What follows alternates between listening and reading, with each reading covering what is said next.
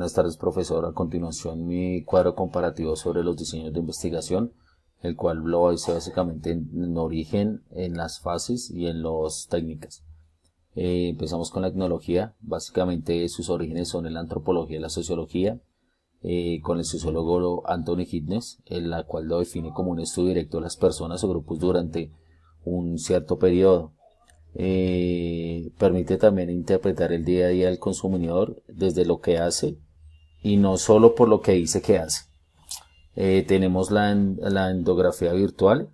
La etnografía virtual tiene su origen cuando unos investigadores comienzan a mostrar mucho interés ante el fenómeno que representa una generación de espacios en la sociedad basado en comunidades virtuales.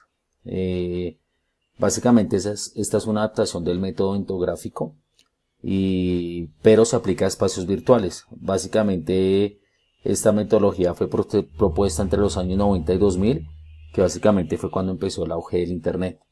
Tenemos la teoría fundamentada, la cual no compara una hipótesis, sino que genera conceptos originales e hipótesis con resultados de método. Se basó a principios del siglo XX. Sus principales propulsores fueron dos sociólogos, Barney Glassler y Adler Strauss. Según el libro de Bases de la Investigación Cualitativa de Strauss y Corbin, Strauss, sociólogo, tuvo una gran influencia sobre la interacción y el pragmatismo derivado de los pensadores como John Dewey y George Head. Tenemos la investigación-acción. Esto indica la importancia de las perspectivas comunes como prerequisitos de las actividades compartidas en el proceso de una investigación.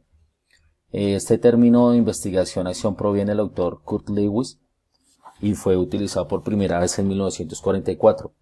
Describía una forma de investigación que podía ligar el enfoque experimental en la ciencia social como programas de acción social que respondieran a los problemas principalmente sociales que habían en ese entonces. Tenemos el estudio de caso. La característica más importante de un estudio de caso es que trata del estudio en profundidad en una situación, evento o caso concreto, de tal forma que se toma en cuenta principalmente sus características internas, pero también el contexto en el que se produce. Acá existe si bien existe una revalorización de los estudios de casos en los años recientes, tanto en el que se respecta su utilidad para la investigación en diferentes campos, así como para la enseñanza. Básicamente, en el siglo XIX, Lepley y sus discípulos aplicaron exitosamente este estudio del caso. En la fenomenología, surgió como una necesidad de explicar la naturaleza de las cosas, de los fenómenos. De ahí viene su nombre. Los primeros pensadores trataron de definir si era un método o una filosofía, dado que lejos de ser una secuencia de pasos es una nueva paradigma que observa y explica la ciencia concreta exactamente. Acá tenemos las técnicas. En la etnografía tenemos básicamente la observación participante, que es en la que el investigador combina la observación con la participación. Tenemos una entrevista informal. Es otra técnica utilizada por los etnógrafos en el trabajo de campo, ya que según Watts el objetivo es mantener la participación hablando de cosas de su interés y cubrir aspectos importantes de la investigación. Y están materiales escritos o documentos. Estos contribuyen a gran importancia en la investigación, ya que acá es donde va a quedar documentado toda la investigación que se hizo. Está la etnografía virtual. Acá se aplican las NIC y esencialmente en Internet se representan para el antropólogo como herramientas útiles y nuevas técnicas de investigación. Hay una adaptación de un nuevo contexto, planteando nuevas técnicas. Como ejemplo, acá se utilizan los correos electrónicos y las redes sociales para el manejo de encuestas y entrevistas. Tenemos las interacciones sociales. Acá hay que saber, el investigador debe manejar los códigos y los lenguajes que se utilizan, ya como los símbolos utilizados para expresar ciertos aspectos de ánimo, y también se utilizan textos, imágenes y videos. Tenemos la teoría fundamentada.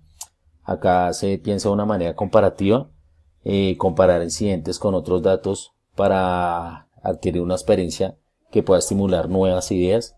Acá también se consiguen datos sobre los fenómenos de diferentes maneras y hay entrevistas y observaciones múltiples a variadas personas y lugares con acontecimientos y épocas. En la investigación-acción, más que todo hay una participación, hay una acción-reflexión, acá se reflexiona sobre un proceso de investigación, ahí se genera un proceso paso a paso, no sigue un plan predeterminado, sino que se va dando sucesivamente los pasos para llegar al final de la investigación. Hay un feedback continuo a partir del cual se introducen modificaciones relevantes y hay una aplicación inmediata. Acá se aplican los hallazgos. En el estudio del caso tenemos entrevistas informales, que es un método con el que el entrevistador conversa, por lo general no se da cuenta que le está haciendo una entrevista. Tenemos una combinación de métodos, acá se utilizan diferentes métodos de evaluación, tales como el uso de métodos cualitativos y cuantitativos en un mismo estudio para crear una triangulación. Hay una observación estructurada, acá es muy propicio cuando las recolecciones de datos no tienen mucha experiencia. En otros casos, este margen de experiencia del método también es adecuado para cuando el propósito es homogeneizar la toma de datos. En la fenomenología hay una reducción de fenomenológica. Acá es tendencia a abstenerse de formular juicios a cualquier clase que considera la realidad objetiva y se basa en los límites de la experiencia. Hay una intersubjetividad, relación que se establece entre el investigador y los participantes de la investigación, y hay un retorno a lo vívido, es la retoma del mundo de la vida del participante de la investigación a través de su testimonio y sus hechos. Acá tenemos las fases. En la etnografía ahí está una selección de diseño, está una terminación de técnicas, está el acceso del ámbito de la investigación al escenario.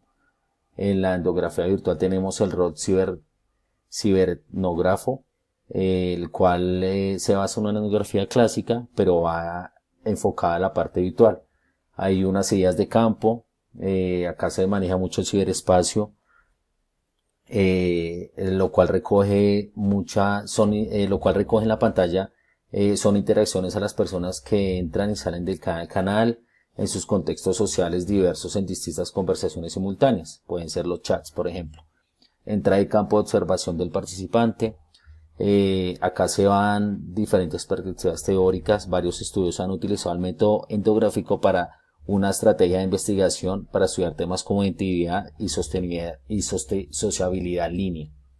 En la teoría fundamental hay una codificación abierta de datos, hay una codificación axial de información y hay una matriz condicionada de limitación en la teoría.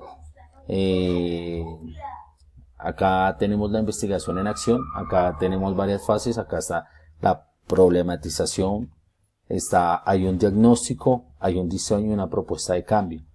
En el estudio del caso hay una selección del caso. Acá lo primero que se realiza es un estudio de caso, es encontrar un elemento relevante para la investigación. Hay una creación de preguntas que se quiere comprobar con el estudio del caso y a dónde me va a llevar. Hay una obtención de datos, que acá se saca este dato después de establecer las preguntas pertinentes en la investigación. En la fenomenología hay una elección de la técnica o procedimiento. Acá es donde se pretende lograr una descripción más exacta de los posibles utilizando varios procedimientos. La aplicación de técnica o procedimiento, básicamente la teoría influye en determinaciones de los datos, tanto como estos en el establecimiento de las teorías. Hay una elaboración de la descripción protocolar. Acá es un fenómeno bien observado y registrado. No será fácil de describir con características de autenticidad que reflejan el fenómeno o la realidad tal y como se representa, lo más completa posible y no omita nada que pudiera tener una relevancia para el estudio. Acá la bibliografía. Muchas gracias, profesor.